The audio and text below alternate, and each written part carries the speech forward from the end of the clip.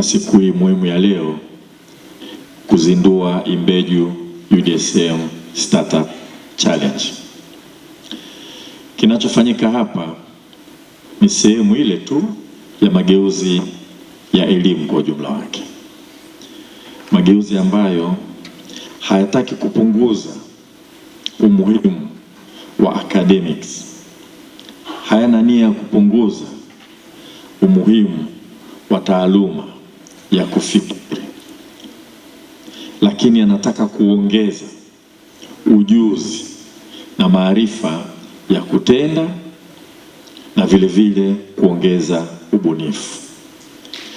Fursa hii iliyo hapa inawezesha wanafunzi wetu, pamoja na kile mnachojifunza darasani,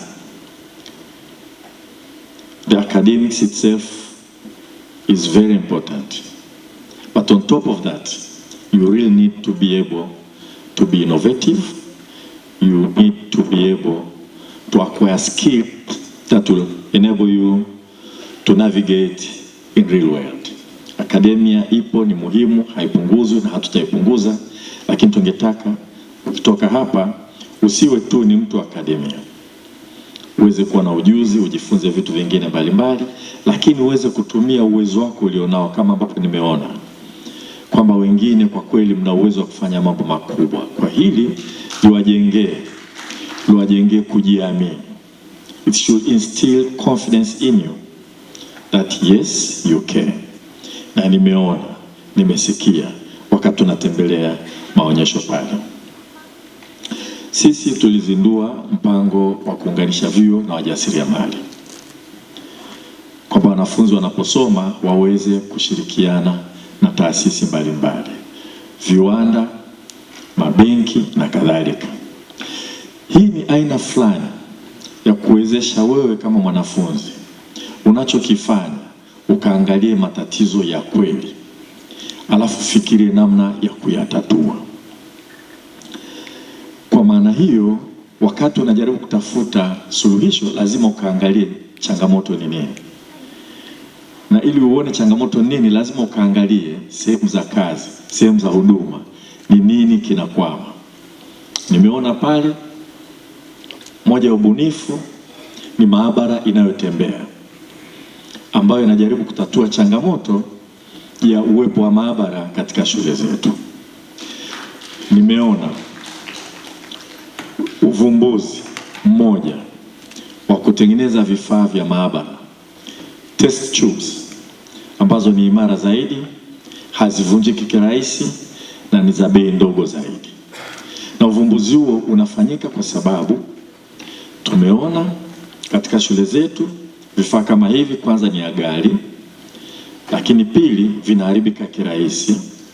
Kwa hiyo ni changamoto ambayo inahitaji suluhisho, na nimeona katika maonyesho suluhu imepatikana, ambayo tuna test tube imara zaidi na za bei ndogo zaidi.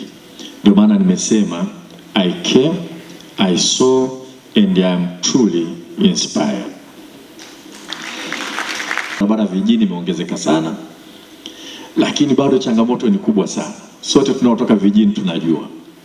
Kwa uvumbuzi nilioona pale unanipa matumaini kidogo, kwamba huenda tukawa na namna ya kujenga barabara imara zinazodumu muda mrefu zaidi, kwa sababu ya ubunifu wa ile idara ya chemistry, idara ya kemia. Na wale nitawapeleka Wizara ya Ujenzi, nitaenda kuwatambulisha kwa Waziri Mheshimiwa Ulega awaone, ili tuone kama wizara inaweza ikawatumia, na nitawapeleka kwa Waziri wa Nchi Ofisi ya Waziri Mkuu TAMISEMI Mheshimiwa Profesa Shemdoe, ili tuone kama TARURA katika ujenzi wa barabara za vijijini wanaweza wakatumia uvumbuzi huu. Kwa hili ni swala ambalo linatatua changamoto ya kweli, na hata kama itaonekana kwa sasa hivi bado kuna haja ya kuboresha zaidi ugunduzi huu, naamini inawezekana. Naona kabisa kwa idara ya kemia ile au wale wavumbuzi, sasa sijui kama ni taasisi au wale yule lecturer na wanafunzi wake, naona kabisa wakianzisha kiwanda cha kuanza kututengenezea malighafi kwa ajili ya utengenezaji wa barabara zilizo bora sana. Na nirudie, wale ambao nimeona wanatengeneza zile test tube, wakati natembea pale, yule bwana aliamua kuigonga mbele yangu. Mimi nilitaka kukimbia kidogo, maana ukigonga glasi hivi inapasuka. Alipiga tu, asema hizi ni imara sana, kaipiga mbele yangu na bado ilibaki imara. Na changamoto aliyoona ni kwamba katika shule zetu test tube hizi zinapasuka sana na tunatumia fedha nyingi sana kuzinunua. Lazima tuzinunue mara kwa mara. Hizi ni imara na gharama yake ni ndogo. Hao nao ningeomba Vice Chancellor, kama ni idara au ni watu, tuhakikishe kwamba tunawapeleka kwa ndugu zetu wa TAMISEMI ili tuone badala ya kununua vitu hivi kutoka nje, watengeneze vya kutosha, tununue kupeleka mashuleni. Kwa hiyo wakati ndugu zetu wa CRDB wamesema pesa sio tatizo, na mimi nasema soko nalo sio tatizo.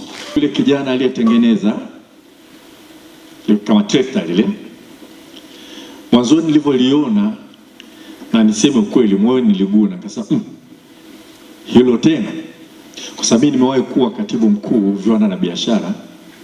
Kila nikienda Sabasaba kuna gari hilo, kila siku wanaonyesha Tanzania wametengeneza gari, lakini haliendi sokoni, linarudi tu kwenye maonyesho ya Sabasaba. Kwa hiyo nilivyoliona lile sikuambia, ila niliguna moyo, sasa tunaenda huko. Lakini yule kijana alivyojieleza kwa passion, amesema amesoma mpaka kidato cha 4 tu. Alivyoeleza kwa passion, kwa mfano amesema ipa mkulima, amelijaribu, amelitumia, limeleta faida, ameniambia changamoto zilizopo, nimezifanyia kazi, sasa hivi nauza trekta hilo. Lakini ndoto zake, kwa kujua kwamba you don't have to reinvent the wheel, ni kwenda kujiunga, kutafuta kampuni itakayomtengenezea engine dedicated, aliweke pale lifanye kazi hii. Ndio maana nimesema I came, I saw, I'm inspired. Na nitashangaa kama baada ya miaka 3, 4, 5 yule kijana hatutaona kweli anaanza production yenye maana kabisa, na matumaini makubwa sana. Na CRDB nashukuru sana, kwa sababu kila nikisema sasa fedha, namwangalia Tuli, namwangalia dadangu, nikimwangalia Urasa, afu nawaambia naamini pesa zitapatikana tu. Nasikia wanasema ni kweli zitapatikana. Kwa hiyo tunaweza tukaenda, kwa sababu ubunifu huo ni practical, to address actual challenges, to seek practical solution that will help us to enhance our lives, to enhance production. Ndivyo nilichoona, sio tena kutengeneza gari la maonyesho afu kukaa. Leo ni siku kubwa na ya furaha sana kwa CRDB Bank Foundation, lakini pamoja na Chuo Kikuu cha Dar es Salaam, kwa sababu tumeingia ushirikiano wa kuwawezesha vijana wabunifu walioko chuo kikuu sasa hivi ambao ni wanafunzi, lakini na wale ambao walipitia katika Chuo Kikuu cha Dar es Salaam. Leo kwa heshima kubwa, Mheshimiwa Profesa Adolf Mkenda ametuzindulia hii Imbeju University of Dar es Salaam Startup Challenge. Sasa Imbeju University of Dar es Salaam Startup Challenge ina lengo gani? Sisi CRDB Bank Foundation, baada ya kuanza kuwawezesha vijana, tuligundua kwamba vijana wengi sana wenye ubunifu na ambao wameweza kujiajiri wao wenyewe wametokana na Chuo Kikuu cha Dar es Salaam. Kwa hiyo tulikuja Chuo Kikuu cha Dar es Salaam, tukafanya nao makubaliano kwamba tuingie ubia wa kuwawezesha vijana hawa. Chuo Kikuu cha Dar es Salaam wao watatusaidia ku-identify, kuandaa na kuhakikisha kwamba katika lugha ya kitaalamu, katika ule ubunifu wa wale vijana wana minimum valuable product, yani wana yale mawazo yao ya kibunifu yamefika stage ambayo tunaweza tukayapeleka sokoni na yakaweza kuuzika. Kwa hiyo baada ya kuingia makubaliano hayo, ndio tumekuja leo na kuweza kulaunch.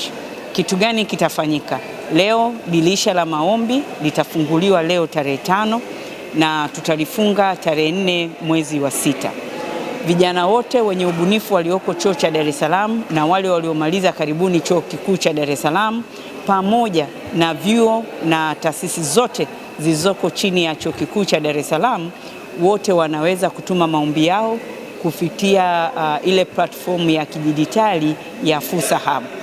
Wakituma maombi pale kupitia ile mtandao wa Fursa Hub, moja kwa moja utawaambia kwamba either umetimiza vigezo au kuna vitu ambavyo hujatimiza na kuwarudishia ile feedback ya moja kwa moja.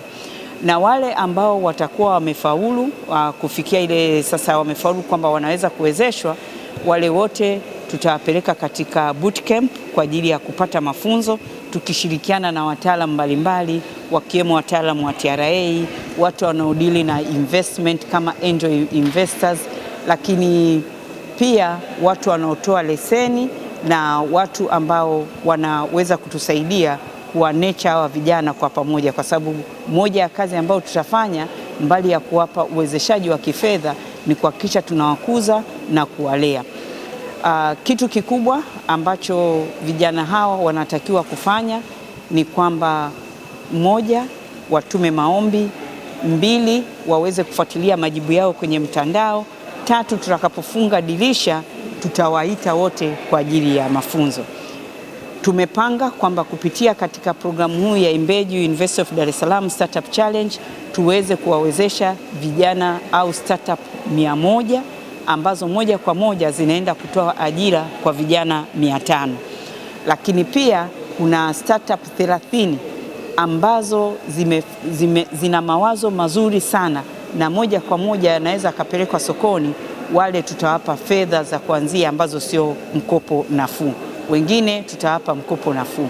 Na wale ambao watakuwa wamepita kwenye mchujo lakini hawako katika ile top 100 ya kuwezeshwa, wao tutawapa uwezeshaji kupitia programu yetu ya Imbeju Youth ile ya kawaida kama tunavyowapa vijana wengine. Kwa hiyo tunawapa moyo vijana walioko chuo kikuu cha Dar es Salaam na vitivo vyake vyote na taasisi zake zote nchi nzima kutuma maombi yao katika Fursa Hub, na hii Fursa Hub app inapatikana pia katika tovuti ya benki ya CRDB, lakini pia tovuti ya CRDB Bank Foundation na kwenye social media zetu zote. Tutatembea katika nchi nzima katika vyuo vyote vilivyoko chini ya chuo kikuu cha Dar es Salaam kwa ajili ya kutoa awareness, lakini pia kutoa mafunzo. Kwa nini tunafanya yote haya kama CRDB Bank Foundation? Moja, sisi ni mshirika mkubwa wa serikali yetu ya Tanzania. Tunashiriki katika kutoa elimu ya fedha, kufanya ujumuishi wa kiuchumi, lakini kuleta ustawi kwa jamii yetu na kuongeza watu wanaochangia pato la taifa, na kubwa zaidi ambalo sasa hivi ndio linalopewa mkazo zaidi na serikali yetu ya awamu ya 6, ambapo ni vijana. Ni na sisi tunachangia na kuchochea ukuaji wa ajira nchini.